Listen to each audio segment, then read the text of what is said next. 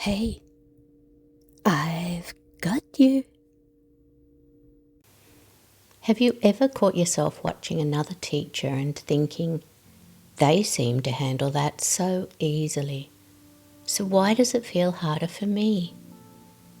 It might be something small, the way they respond to a student, the way they stay calm when a lesson shifts, or how they talk about their day like it was manageable. You're not trying to compare, you're just noticing. But almost without realizing it, something changes. You start measuring yourself against what you're seeing. And that's where the feeling begins. Not just pressure, something heavier. A sense that maybe you're not quite where you should be. That feeling has a name. It's shame. And it tends to sit quietly in the background because most teachers don't say it out loud.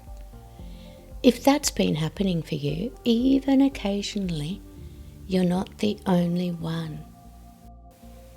What's important to understand is that the comparison you're making isn't equal. You are experiencing your teaching from the inside. You feel the effort it takes to make decisions, manage behaviour, adjust lessons, respond to students, and hold everything together across the day. At the same time, you're seeing other teachers from the outside. You see what they do, but not what it costs them mentally or emotionally. You don't hear their doubts, or the moments they weren't sure what to do, or the adjustments they made quietly during the day. So your mind fills in the gap. It assumes they're coping and you're not. That's where shame grows. Not from the moment itself, but from the meaning you attach to it. There's also a belief that sits underneath this. The idea that strong teachers just cope. That they handle things calmly, figure things out quickly, and don't need much support. And if you're not feeling that way, it must mean something is off.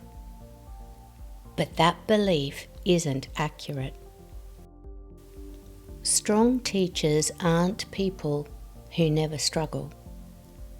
They're people who have learned how to keep working while they're still figuring things out. They've had more time to build patterns, to recognise situations, and to respond with less effort. What looks like confidence is often familiarity.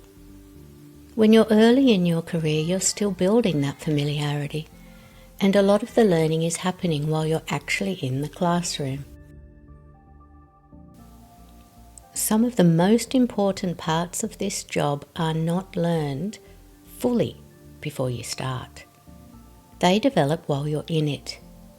Judgment, timing, knowing how to respond to behaviour, understanding what matters in a moment and what can wait. Those skills grow through experience, not just knowledge. So when your mind tells you that struggling means you're weak, it might be worth questioning that. Because another possibility is that you're in the middle of learning something that can only be learned in real time. The problem is, instead of seeing it that way, the mind turns it into a comparison. It takes a moment and links it to identity. They handled that better. I should be able to do that. Once that loop starts, it tends to repeat. And the more it repeats, the more it feels like truth. There's a simple way to interrupt that pattern, and it starts with noticing what's actually happening. Noticing that you've shifted from observing someone else to measuring yourself against them. You might say to yourself, I'm comparing again. That doesn't stop the thought completely, but it creates a small gap. It reminds you that this is a mental habit, not a fixed reality. From there, you can shift the question slightly. Instead of asking, "Why am I not as good as that?" you can ask, "What are they doing that I can learn from?" That keeps you in a learning position instead of a judgment position. And over time, the things that feel difficult now will start to feel more familiar, simply because you've had enough experiences to understand what's happening in front of you. And if this pattern of comparing and quietly questioning yourself has been sitting in the background of your teaching, there's a longer conversation on this channel where we step back and look at the bigger picture. You can find that whenever you feel ready to explore it a little more. This is the final video in this Teacher Burnout series.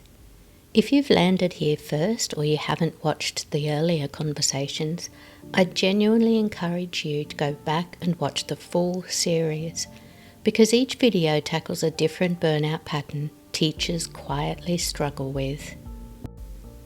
If you want the bigger practical framework that brings all of those patterns together, watch my video, 9 Burnout Hacks Every Teacher Needs, where I walk through simple resets for the burnout cycles that slowly wear teachers down.